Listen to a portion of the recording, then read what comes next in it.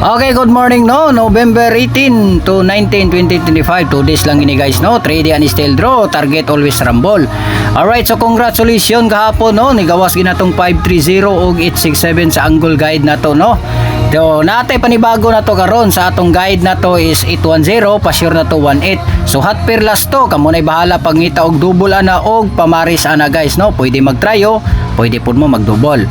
And then, niyatay panibago na pud ni ring angle guide. So, 2 days ra gining atong angle guide na to. Kamo na'y bahala ani pag dikit-dikit ani og pangita sa inyong number kombinasyon diri guys, no? Ang atong guide ani is 810. So, dikit ra gid mo ana guys, possible pud na ana gina 2 days lang. Possible gini numero no kung kabalo lang mo mulantaw. Okay, ang maintain na to is 178. So kana akong gisirkulan, ayaw ninyo kalimti gina guys, kay hat na kay na siya dayon kini dayong nasa bus. So nakita gina ko na guys no, nasa bus gido 850. So kamo na gipag-ilin na always gid mo target and rumble. Alright, so follow, like and share lang diri sa post nako dayon katong wala pa nagpa-follow, paki-follow na lang. Thank you for watching. God bless to all. Advance congrats na lang sa inyo guys. So, paki-follow na lang o paki-kuha sa link ninyo guys. So, naadya ang akong Pataya pieces. So, thank you. Bye-bye.